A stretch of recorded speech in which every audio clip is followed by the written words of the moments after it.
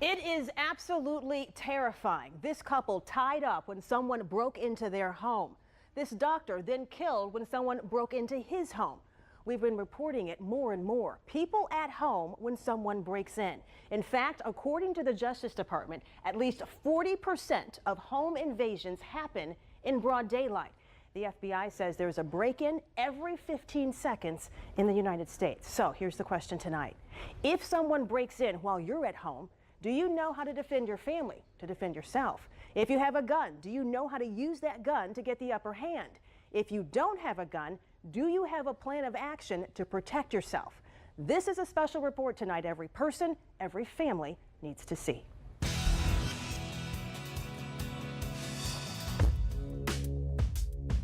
A split second, the bad guys bust in. And if you're home, your next decision determines how this will play out. We'll get back to this in a moment. But whether or not you have a gun, if someone breaks in on you while you're at home, you have to make a decision. And the decision you make could determine whether you're a victim or not. The good news is you don't have to be a victim. Every adult in the home and even children should know what the practice is if a home invasion occurs. We're all about protecting people, so another way of doing that is to teach people to protect themselves. So your muzzle is important. Jonathan and Natalia Wallace own Native Executive Security.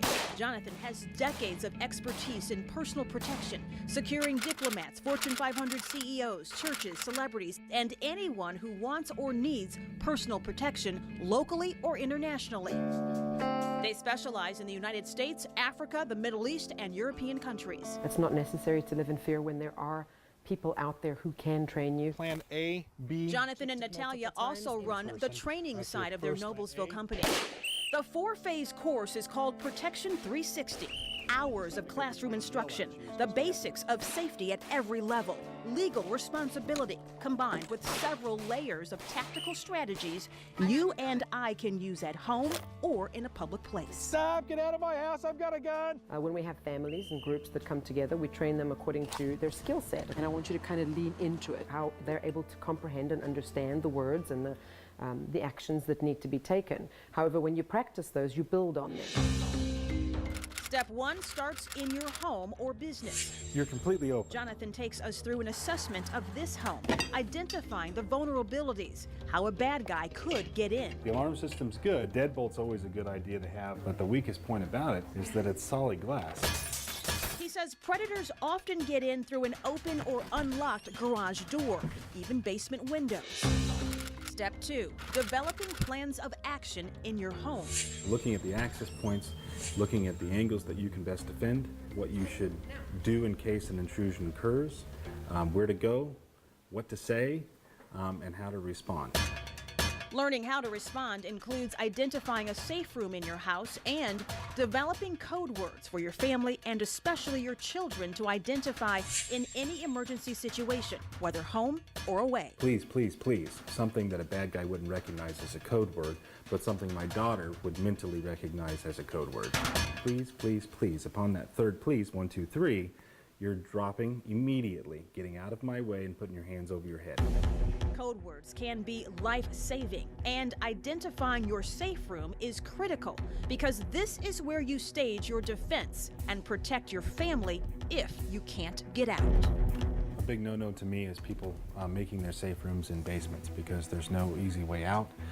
Plus, if you're having to defend yourself with a firearm, you're having to shoot up at an upward angle. Angles, optimal lines of sight, and making sure your safe room is equipped with the necessities, including a phone, a gun, or something that can be used as a weapon. Number 3, strategy and putting it into practice. So I call it war games, basically having the strategies, the principal strategies in place, and then practicing, running drills with every person in the house of what to do in case of a home invasion. We're upstairs, safe room, now. They run 2 drills for us with their bad guys.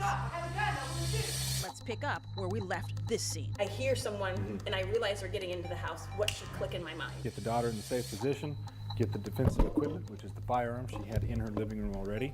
She voiced out, told him she had a gun, and told him to stop, get out of her house, and At that point, as soon as she has the draw on them and is ahead of them, she can call 911.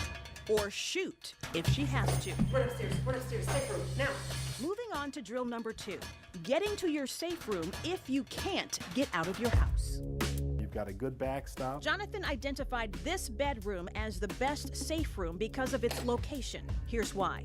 There's a bathroom and a big closet for children or other family members to hide. Good angle right here. Also key, there are 2 flights of stairs leading to this room, so she can see the predators way before they ever see her. Stop, I have a gun, I will shoot. She's already behind her barricade, achieved concealment and coverage, and a good shooting position to take them out as they come upstairs. So this scenario probably wouldn't actually look like this. They'd actually probably be laying down at the bottom of the first set of stairs. Jonathan says you can never anticipate every detail of a home invasion, but you can prepare for how to respond strategically and quickly if the unthinkable ever happens. Run upstairs, safe room, now. What people don't realize is how they practice and train There's someone in my house, there's a home invasion. is how they're actually going to react in a life-threatening scenario.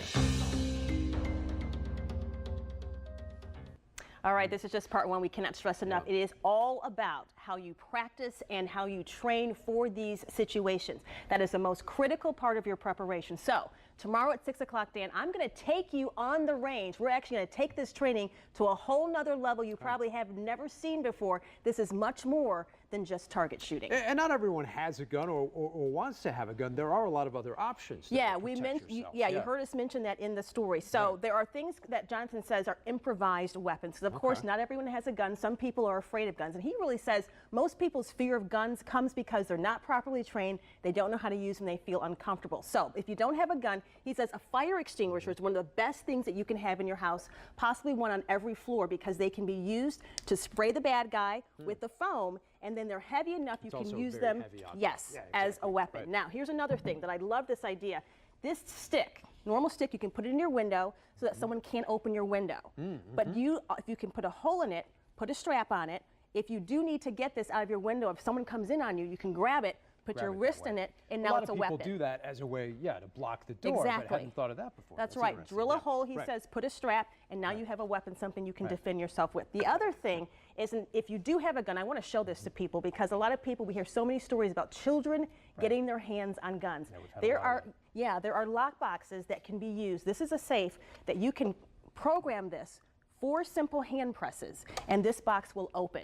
It keeps the gun safe in here. Only you or your significant other would be able to get in. And the most important thing, no matter where you are in your house, you have extra cell phones. Even if your cell phone doesn't have service, you want to have a cell phone and a charger in every room in your house. That way, if you have to run into a room, most people don't know a cell phone can still call 911. Even if it's not connected to service. Even if you're not connected to Verizon, T-Mobile, whatever. An old cell phone. An old cell if phone. It's charged, get it out of your drawer. Charge it. Keep a charger. You can always call 911 with that cell phone because if you run in a panic, you may forget to pick up your phone. You need to call for help. Interesting, potentially life-saving information.